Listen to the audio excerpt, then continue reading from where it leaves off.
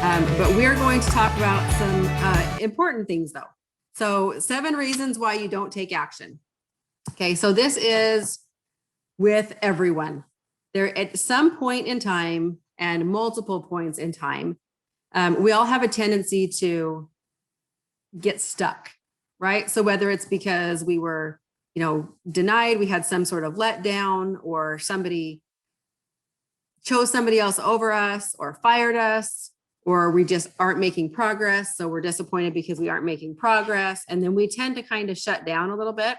There's some other reasons why we don't. So we're going to go through really the top 7 reasons why you don't take action, because as soon as you know and can identify quicker why you're not taking action, identify it, then you're able to kind of process that and move on, right? What happens is if we don't stop and identify it, we get stuck in it and we're not making progress, but not acknowledging why.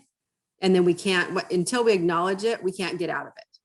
So we've got to acknowledge it first. Okay. So the first thing is you don't need the money. Now, with a lot of agents, I actually see this because you want to have your business, right? You want to be a realtor, but your husband makes enough money so you don't have to make money. That actually is a problem for some people. And because you don't have to, then you tend not to treat it with the respect that it deserves, right? You're not applying as much effort to the business as you should because you don't have to make a paycheck. This can also happen if you become complacent, where you have made enough money.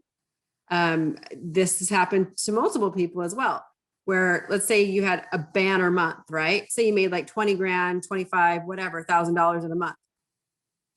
And you become complacent because you are looking at the short term where you don't need, you're like, oh man, this is like a ton of money, right? I don't need more money. Well, in this business, if you stop, it is very hard to pick yourself back up and move again.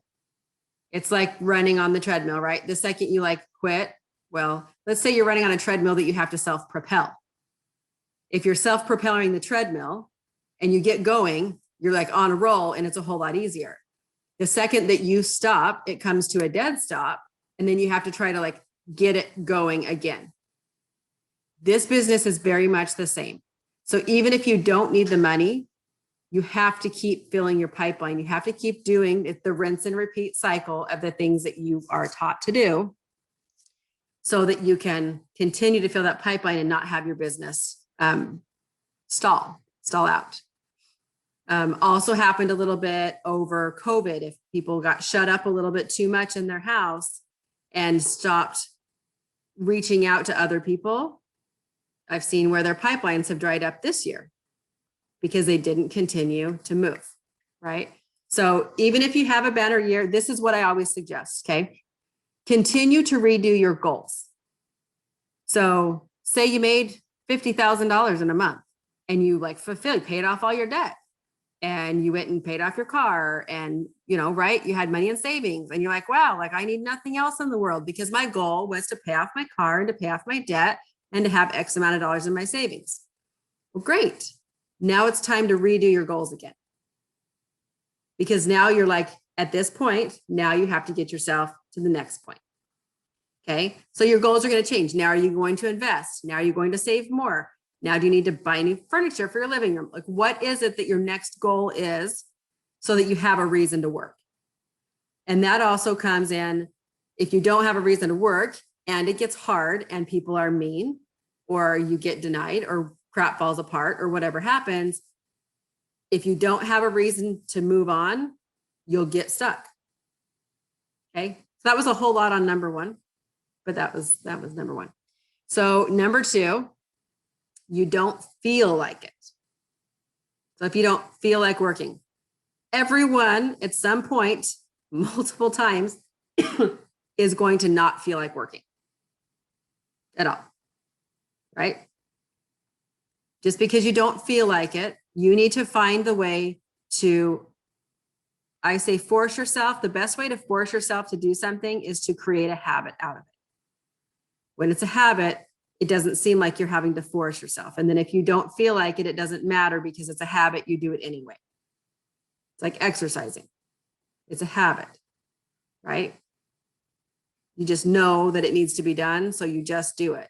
Whether or not you don't stop and even like contemplate, like, do I really feel like it today? Well, it doesn't matter. We're working today, right? Number 3, we play the short game, right? So this is a good one. These are all good. This is the plane. I actually devised this on the plane on the way to Orlando this last week. And I was like, oh, okay. I was going to do a replay. And I'm like, oh, but this is so good. I don't, if you don't want to replay, here's some other things. Anyway, okay. So the short game. The short game is you try it and it doesn't work. So you quit. That's the short game. Because if you try it and it doesn't work, then you need to find 3 other ways to try it to make it work. And if those 3 ways don't work, then you try 3 more ways. Because I will tell you right now, there is always a way. There's always a way. And the agents that are not making it are not showing up and they're not continuing to try. Now, of course, there's like other reasons. The reason why I have my Elevate group is because there's people out there who just don't have the information. Well, they're finding the information though, right? You found the group, you're here, you're finding the information. You didn't quit. There's always a way. There really is always a way. So don't play the short game. Don't try it once. Don't, do one open house and nobody showed up. And so you give up and you don't do an open house ever again. Like dumb. No, do it again. Try it again, right? Just know you will get discouraged. Just keep going and play the long game. This is a long game. And remember, we're building a business. We're not just selling a house or 10 houses. We're building a business. Funny thing. So I really attempted vacation this week. Okay. Well, vacation. I was also learning at a conference, but during my vacation. So I'm at Disney World yesterday with my little sister, and she's a realtor, trained her up this year too. She's a realtor, I'm a realtor. So we didn't have to yell at each other for being on our phones, which was really nice while we were off a ride, checking the text, checking the emails, usually I have to hide that from my family. Anyway, so no joke, you guys. So in just this week, I had 5 new clients call me. And my sister, and I had 2 of them call just while I'm trying to stand in lines yesterday at Disney World. And my sister's like, where are the people coming from? Like, how does this just happen? Right? I mean, people just call and I want to sell my house. I'm not just saying people are calling just for kicks. Like they're calling because they're like, hey, I want to buy a house. I want to sell a house. Right? So I was like, she's like, where are they coming from? So I opened up, I've got a note. You can see it on my phone. But anyway, I finally had to list them because I was trying to multitask and have some fun. And I kept getting too many phone calls. And I'm like, okay, I've got to comp some houses. I got to, get some people some prices. Anyway, so I went through and looked at them and I've got, there's 6 of them. There's 6. So I'm going to list them off to you right here. Referral, repeat customer, referral. And who is that? Referral and repeat customer. 1, 2, 3, 6. I missed somebody. Anyway, but that's it. None of them were paid advertising. None of them were me trying to call, knock on doors, nothing. All of these guys were coming to me. The reason I tell you that is the other conversation we had was, she's like, when did that start happening? Well, I didn't do myself a great service. I didn't start tracking my business, which I teach you guys to do, right? That's why it's in the planner. What's the source? So important. What is the source of your business? I didn't start tracking the source of my business until year 3. I think it was year 3 when I was like, okay, this is not a fluke. What is going on and where's my business coming from? So then I started tracking it. Anyway, so I didn't pay attention to my first and second year. I just like hustled. And I know I had some referrals in there, but the repeat business hadn't really picked up yet. It'd only been 1 to 2 years. Anyway, the reason I say this though, is because you are building a business. That's the long game. The long game is not we're selling 10 houses. The long game is it keeps compounding. You do the good follow-up, right? You know how to do the process. You know how to do it right. What I'm teaching you to do, that's why I'm teaching you all of these things. Because as this compounds, your phone will ring off the hook. So you're out spending money at Disney Worlds and people are still calling you to sell their houses and to buy houses. And then they're patient. I mean, I was slightly late getting on here because I had to call one of the guys back. I just heard and comped his house. Nothing fancy. I'm telling you right now, I did not send the guy a CMA. I pulled up comps. He fired his realtor. He currently had his house on the market and he fired him because it wasn't getting done. It's 95 days and he hasn't sold. And he said, you were actually my first choice, but for some reason he called this other guy, whatever, fix my problem. So I just called him and says, here's your problem. Here's where I'll put your price. And it was a little bit lower than what he had it at. It was too much. And your photos are bad and your description. I didn't say they're bad. I just said, I will do better, right? We do killer job at our photos. Our property descriptions are amazing. The presentation matters and you don't have a good presentation. So therefore you're having a problem, right? And there's a lot of competition. We're going to have to make a little bit of a price improvement to really get out there strong and get this thing done. And he goes, yep, that's everything that I was thinking too. He's like, that sounds good. I'm like, great. I'll send my assistant over to get the key because he's leaving town. I'll have pictures on Tuesday. We'll have you up for sale on Wednesday. Great. Send me a contract. That's it. No CMAs, nothing, right?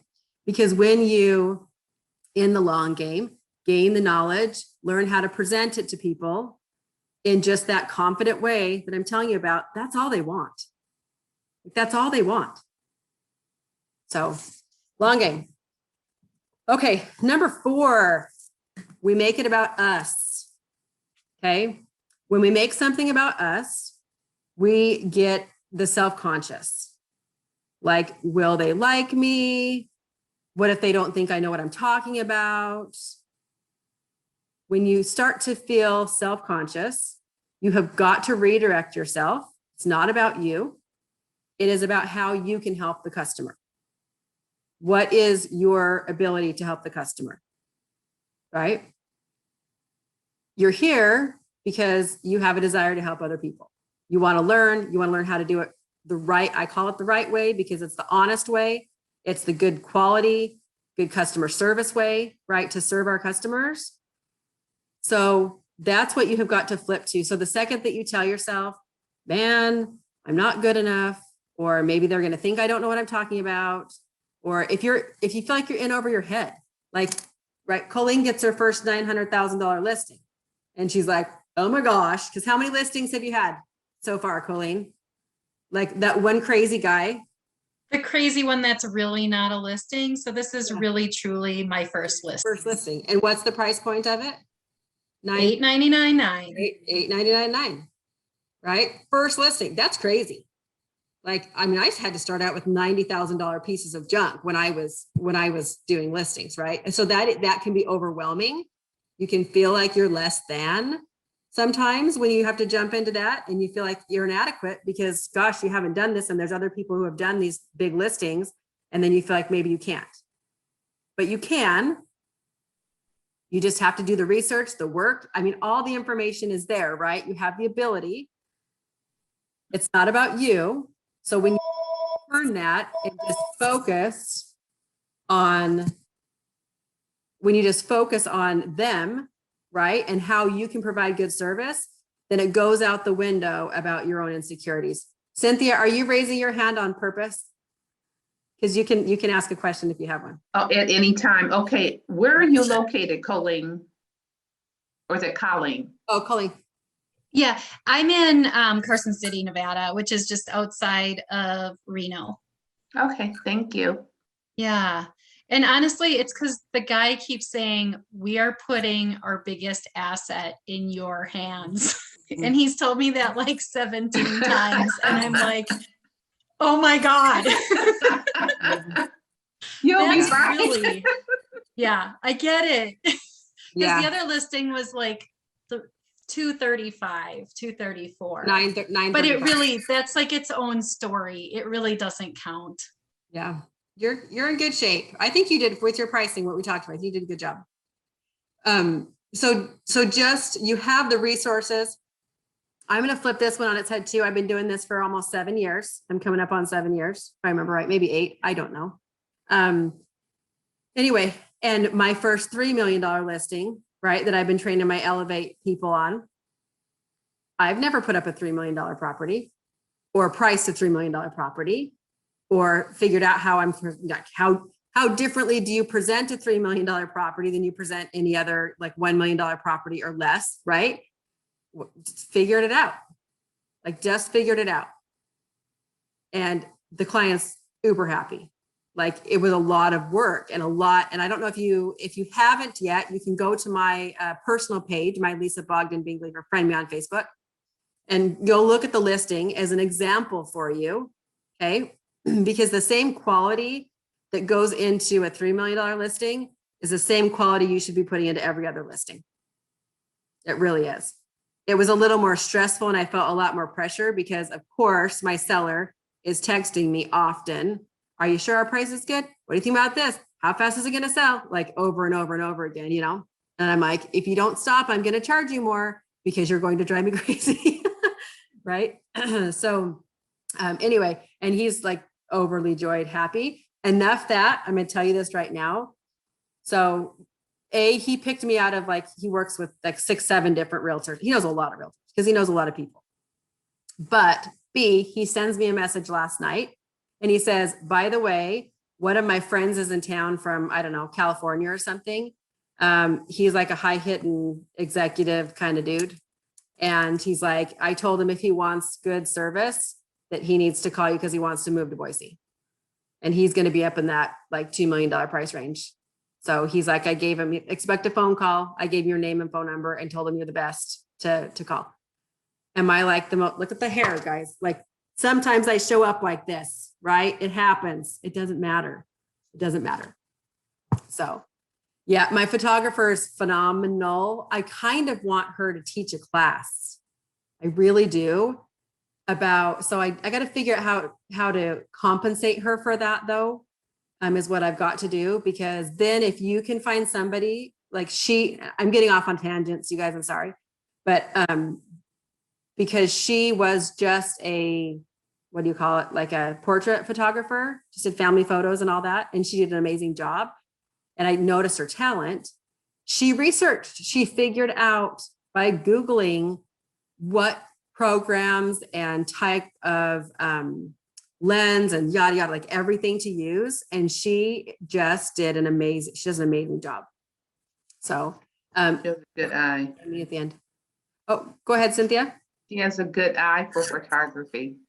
She Yeah. does. The angles and some of that is natural, but you can still teach it, right? Like some of the that I've done myself, a lot of this is just naturally. Nobody gave me a book and told me what to do, but I can teach it to you, right? You can still learn how to replicate that, duplicate it. Okay. Number 5. So we are, don't indulge in the indulgent emotions. So let me explain this one. Indecision, confusion, overwhelm. You have got to just choose to redirect your brain.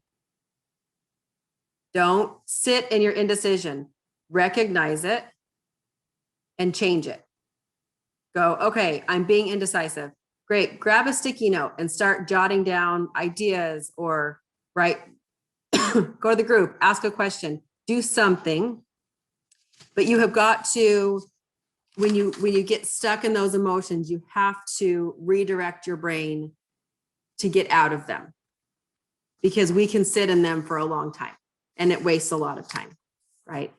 And before you know it, the week has passed and you haven't accomplished very much. And then before you know it again, the week passes again, and then you don't accomplish very much, right? You have to nip it so much faster. And I will tell you, this doesn't go away because I will still get this too.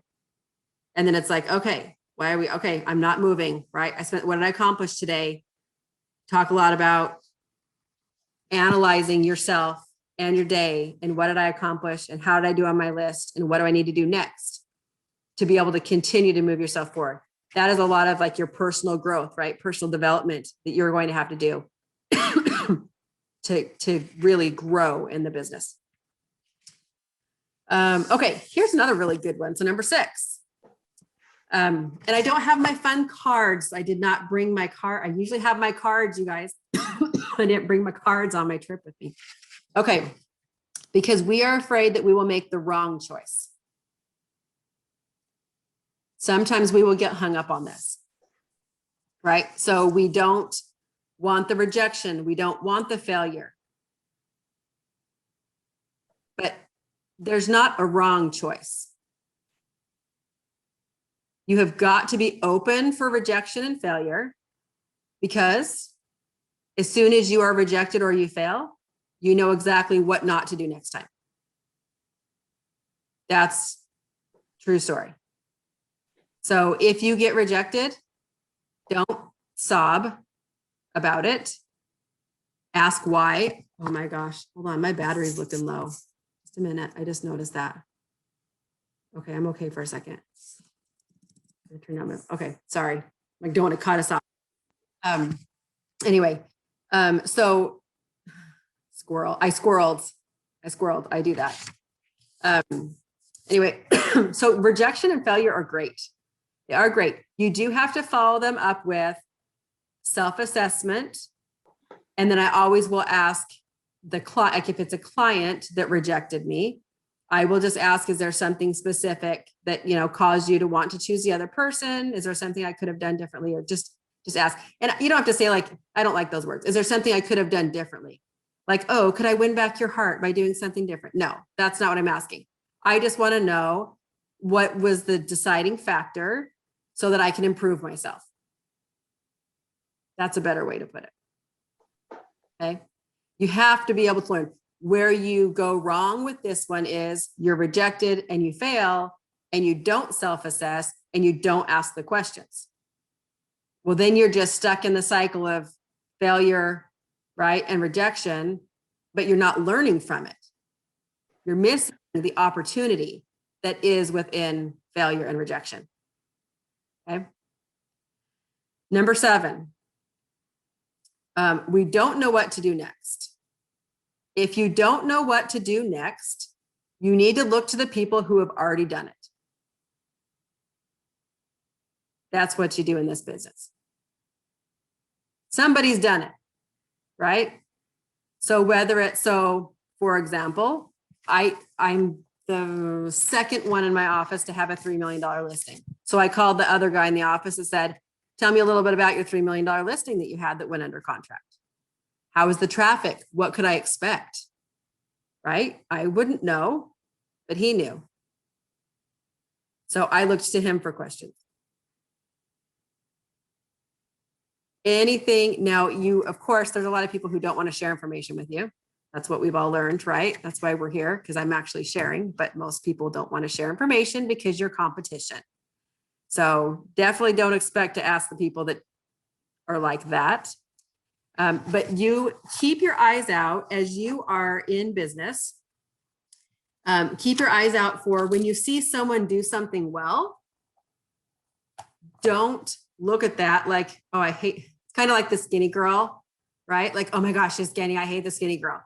I can't say that. My child is now the skinny girl, one of my children. But what are they doing? What are they doing different? What can you learn from them? Unless it's genetics, you can't fix that. I'm just telling you right now, you can't fix that. But, right, when it comes to business, if you see other people's listings and you notice that they're going off the market fairly quickly, or you like their presentation, well then go research it, see what they're doing, pay attention. If somebody's a high performer in your office, take note, see why they're a high performer. Maybe if they're a kind person, ask them where they are receiving their business from. Right? I mean, so look to those that have already gone before you, that are already doing what you want to do. And that's the type of person that you want to ask the questions to. That's who you want to be emulating when it comes to business. Okay. That's it. That's 7. All 7. I hope that was helpful today. And I've got a lot of my people in here. So our Elevate price went up. If anybody wants to get into Elevate, we do even deeper diving every Wednesday with all of the training. So that's always available to get into at agentleader.com. Go into the Elevate program. I came up with a 12-month payment option for people to try to spread it out and make it as affordable as possible. So it is in there, because my goal, if I could give it away for free, if I didn't have to worry about my time, I totally would. Like, because I care so much about everybody that's struggling out there. It's not very fun to sit here and make a ton of money when then I feel so bad because there's so many people struggling. I mean, that's why I take my time to do this. So anyway, so if anybody wants to do that, you can always find us. Colleen had a question. You had a photography question. Go ahead. I still have 15% of my battery left. Okay.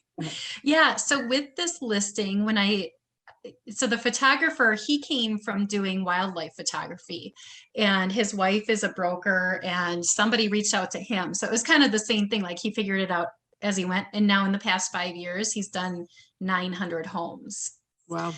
So he was going around, and I let him do the outside. I was not there with him, but I followed him around the house. And then ultimately he took some drone shots too. But when I got the pictures back, I got 30 of them. I think it was 30. And there were missing parts, like the house. Like, he took a drone view of the front of the house, but it's up in the sky. So it's not like head on to the house. And then they have like this courtyard area.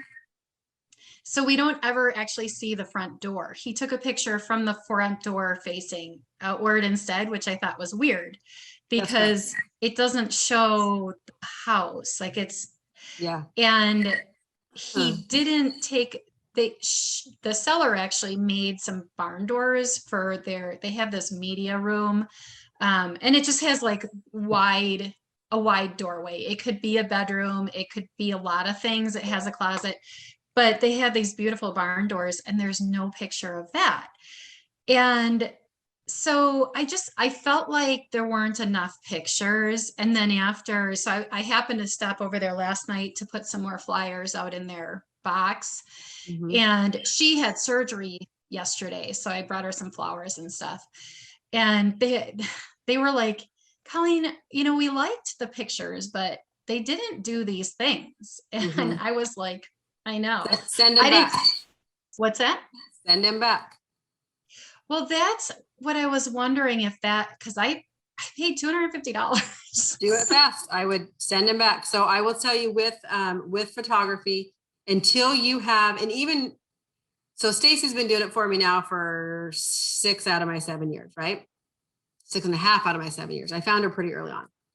But even at that, I will specifically say, I need a picture of this, one from this angle, because you're in the house multiple times, and they're in the house once. Right. And sometimes something can get missed. So I will either be there to consult with her when she starts.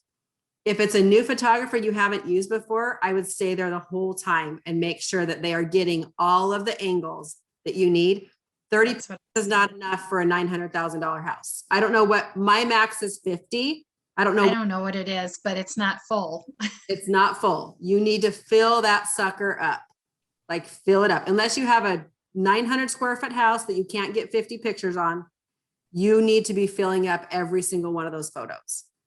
And there's a whole, maybe we'll do this. Did I do this? I can deep dive into this a little bit more, but with the $3 million listing, right? And I might just add this to the Elevate training for that. I had 149 photos. Oh my gosh. This listing, 149.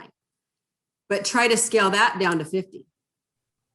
So I had to go through and figure out, okay, out of 149, because there were so many beautiful pictures, how do I scale that down to 50 pictures to be able to put those online?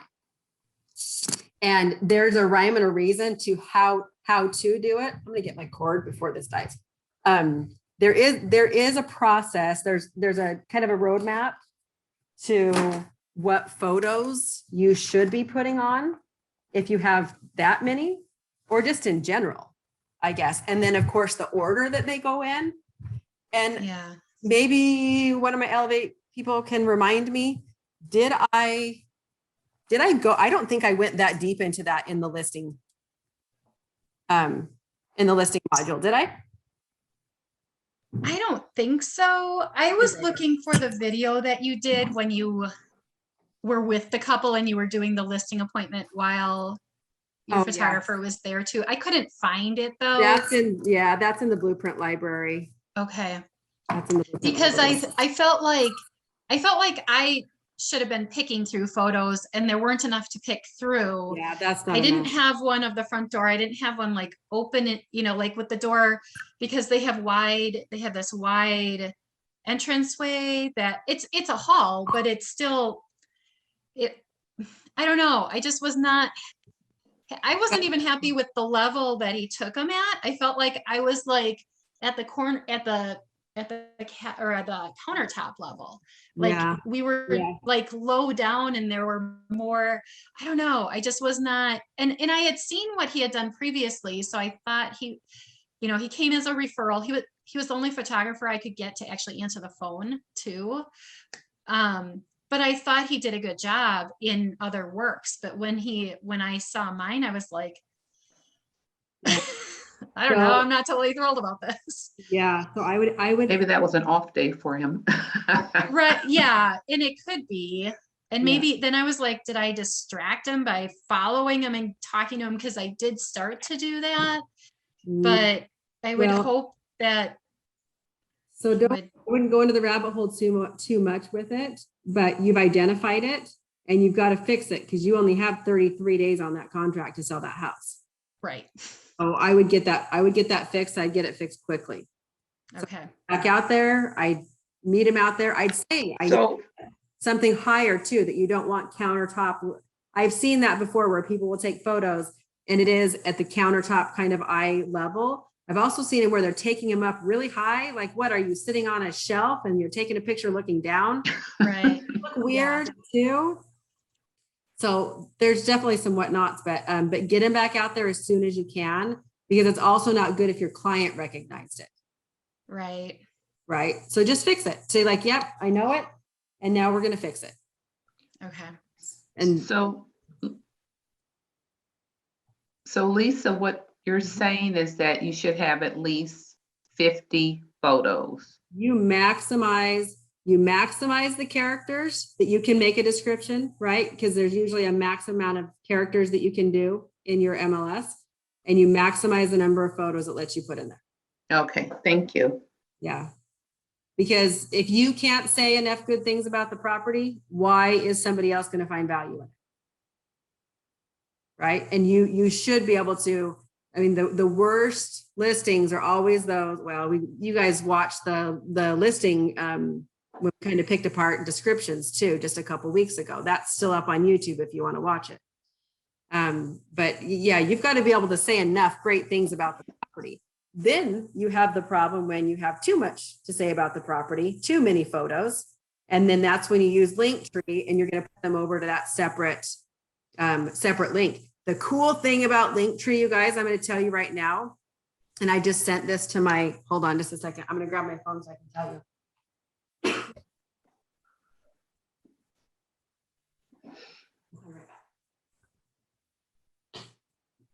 Oh.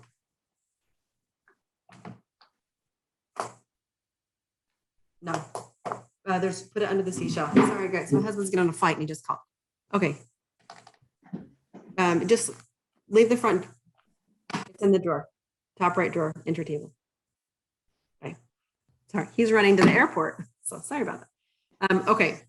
Yeah, barn doors are highlights, guys. Okay. So let me tell you about Linktree really quick. This is really. Oh yeah, I bet that would have been. So Linktree, you can find some really cool analytics on Linktree that you can't find on like, so Zillow, right? Your analytics on Zillow just show you how many likes you have, how many views you have. The views, everybody in the area loves to look at properties. That's your views. So that's why they're just through the roof, like so many, you know, you got 1,000 views or whatever, because all the neighbors, everybody just likes to surf the internet looking at properties. But on Linktree, when people click on there and they go click on the different things, it shows you the location of where they were from. It will show you if they were on their mobile or their desktop. Not that that really matters that much. The top locations that they're from, and then it will show how many clicks they made. Oh, wow. Like clicking once, are they clicking through it? Are they actually looking at the information, right? Your click through rate is what it is. So this broke it down to the top. We had the top 20 locations that we were getting clicks from. Now on a $3 million house, that matters because I need to know, are my people in California? Like we had people coming from California, Washington, somebody from Ireland clicked on it, which was interesting. But so then I could send all this data directly to my seller. So he was very pacified knowing that, man, look at the traffic that we've had. So I say that, and I'm totally, this was not the topic that we already talked about, but since we're talking about photos and listings, the traffic, we're getting online traffic in that price range. I know that it's going to take us a little bit of time to get our foot traffic. It's not like a $250,000 house where you're going to have 15 people showing up to come see it, right? There's not as many people in that price range.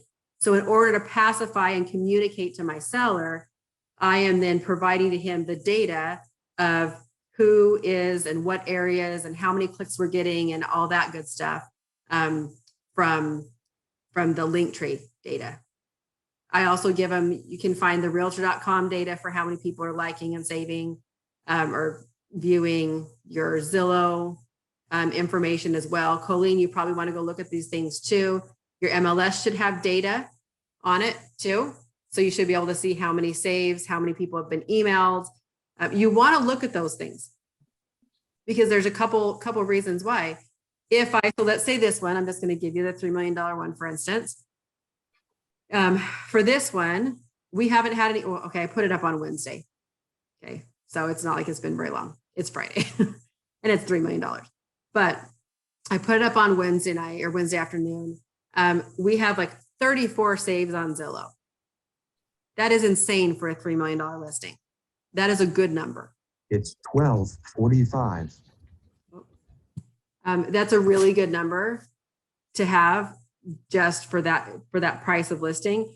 Then I go in and I check on my MLS. Interestingly enough, there was like 189 emails that went out of the MLS for people subscribed to that price range, which is a lot. One save. Okay. So when I start seeing the saves, and then we had a ton, 142 views so far on the Linktree in general. So we are getting people looking online. We're getting some saves. I need to see, and what I told them last night is I need to see that convert to people coming in to view the home. That's the next step. That's the next challenge. So don't panic. That's kind of part of the process, right? And that's the communication you provide to your seller is don't panic because no one's coming to see the house yet. This is step one. We're getting online traffic. Step two, we have 2 weeks to see if we're going to get foot traffic. If we're not getting foot traffic, then we will see how it's going. Okay, Colleen, that is awesome. So are you getting foot traffic? Let's break down your listing for just a second. If everybody's got some minutes, I still have some minutes. Okay. Sure. Yeah, I actually just scheduled another showing while I'm sitting here. So it's not till Tuesday, but so I listed it Friday night. I did an open house on Sunday and I couldn't believe how many people came in. It was for 3 hours and it was just continuous traffic. There were 2 times that I sat down for maybe 10 minutes. So it was super busy. Everyone had an agent. They were all, whatever. There were a lot of people that liked it. few people didn't like it backs a busy road. Mm. And only the local people really noticed that, out of towners didn't comment. We had one family come during that time with their realtor. They had it, set up as a showing time. And then they came back at the very end to take measurements, and they contacted the HOA to see if they could move a fence.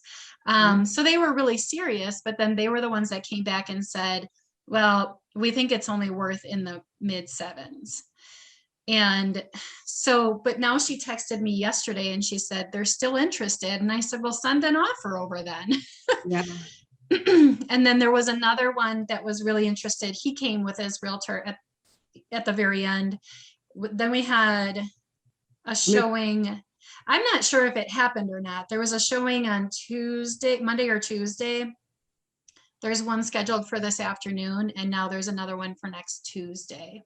Okay. So that's really good. So you got good traffic. You're just waiting to find the right person. So what you tell to your seller is, we have really great traffic. We have good online traffic. We have good foot traffic. We're just waiting for the person that loves the house, right? We're waiting for the right match, because every person that comes through the house is not going to be a match, right? So we're waiting for the right match. That's it. Like, they should be okay with that. I would put the photos, but I would just tell them that. One thing I was going to tell you is, so when you have a listing, and especially if you have any like self-doubt about, wow, this is priced really high, if you haven't done it before, so you're maybe a little bit insecure about the pricing. If you have an agent tell you, so you're listed at 900 and they tell you they think it's worth, in the mid sevens, that's their opinion. That is not fact. Okay. It may be worth in the mid sevens to them. That's fine. They can have their opinion, but what did your data say? And your data, the data that you provided when we talked about it, it said $899, like pretty solidly. It really did. So have some good confidence in yourself and just retell yourself, right? I picked the right price. We're just waiting for the right person, because the wrong person is going to come in and they're going to say, wow, this house is not worth 900. It's worth 750. Well, that's worth 750 to them, right? Worth 750 to them. I had one that just did that this last month, and it was a dump of a house, you guys, dump of a house. And I had a guy, and we were contracted. It was 225, contracted at 225. Do the inspection. He wants 10,000 off. Great. My seller says, great, fine. We'll sell it for 10,000 less. So now we're down to 215. And then he's like, no, I just don't want to do it. It's too much work. It's not worth it. Right. So I had a little bit of self-doubt. I'm thinking, oh my gosh, it is a piece of crap house. Can we sell it for 225? I'm trying to maximize my guy's dollar. Sure enough, we get it back on the market, and within a few days, we have another offer, 225. They waived their inspection and they didn't want to ask for anything to be fixed. It was worth 225 to that guy. And the market data did say 225, and we made an appraisal at 225. That's excellent. Have the confidence in the data. That's why the researching part is so important. Right. You can say with confidence, nope, this is what it's worth. Well, and now there's been 2 other houses that just went up, like around the corner, and they're both smaller houses, and they listed for 850. So that one is 8, one's 850. And that made me feel better, I guess, because now we actually have some houses that are in the 8s. Because there was this huge gap, and that I think is where my confidence started like getting sucked out of me, because I was like, oh crap, I don't know, like, but I feel better again that we're in the right spot. We just have to wait. And then like the agent texted me last night, and she's like, hey, do you have any offers on this house yet? I have cash buyers that are ready to move. We want to come see the house. And now she's been asking me a couple other questions because they can't be there till 1:30.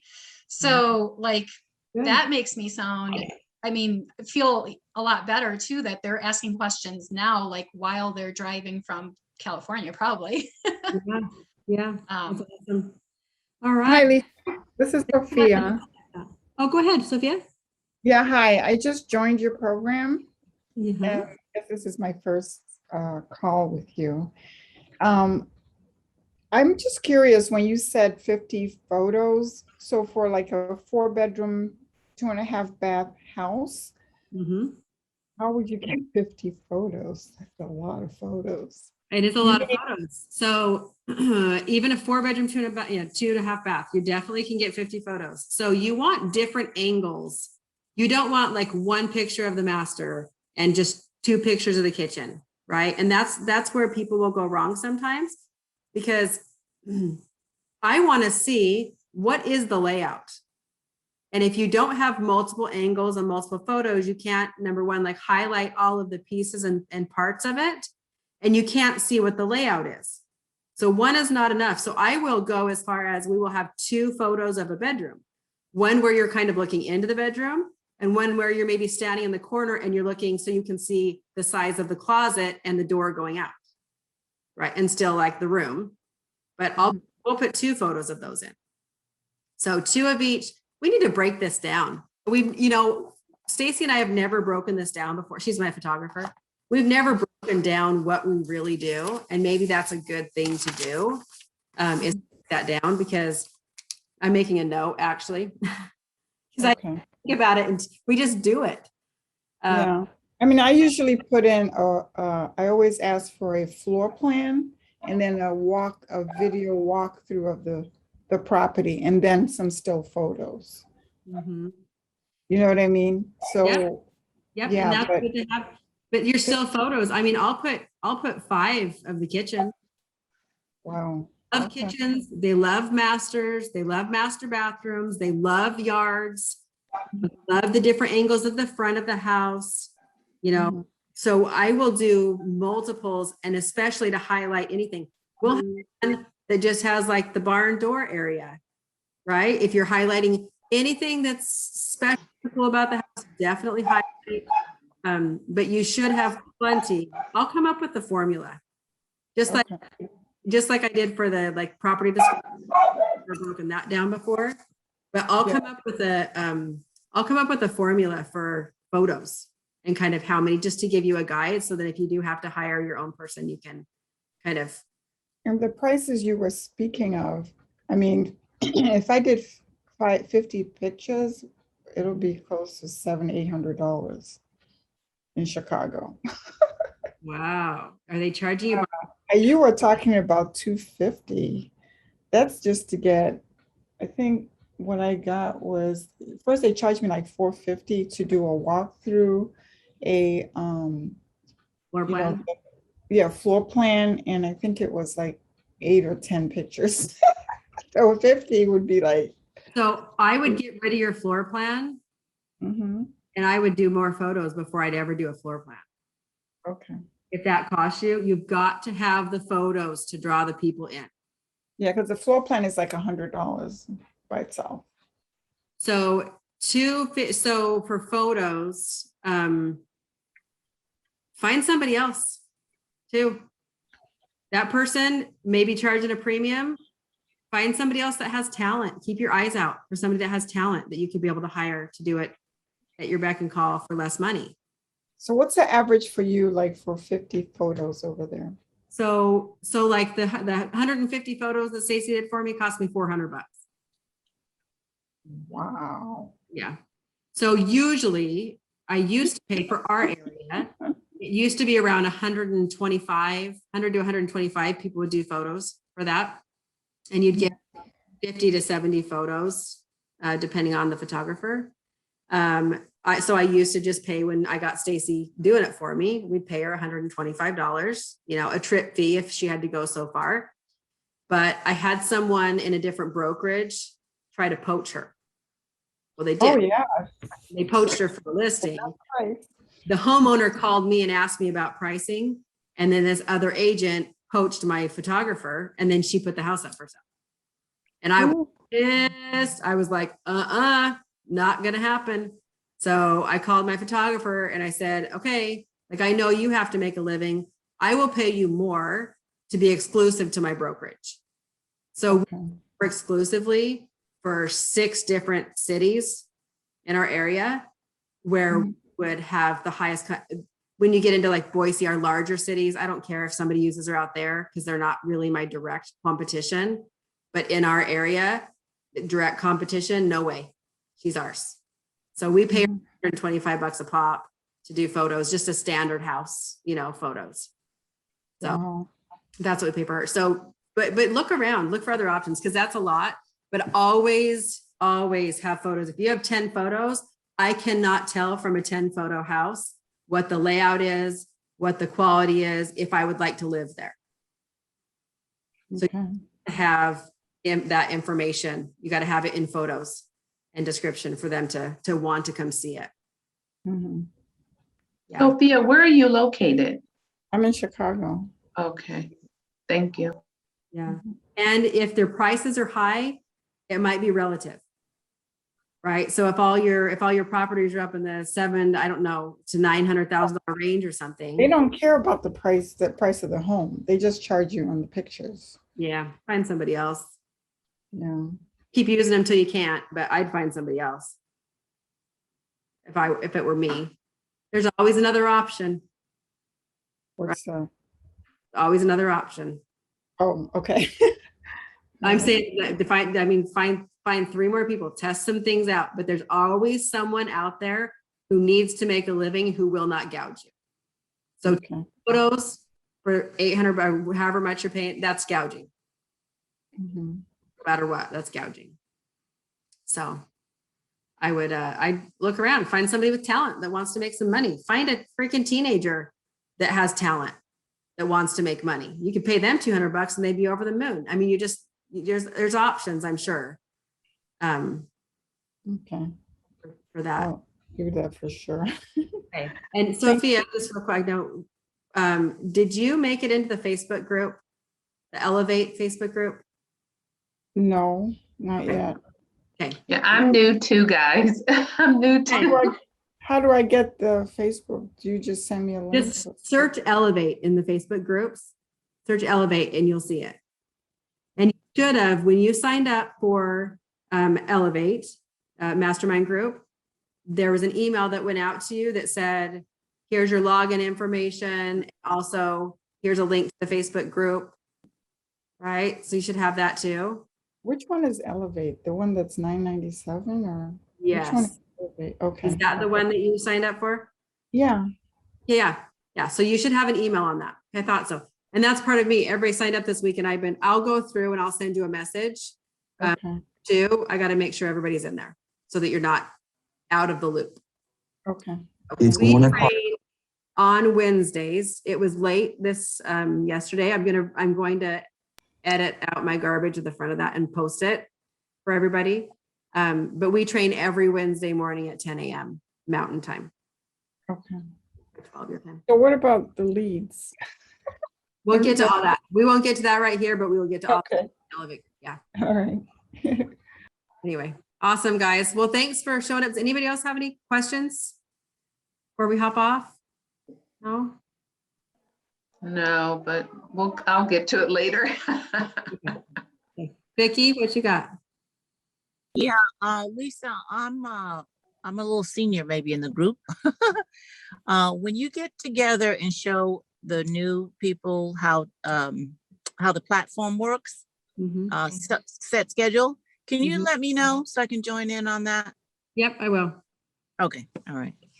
Thank you. You just been so busy without it, Vicki. You just I know, yeah, I'm almost afraid to, get greedy.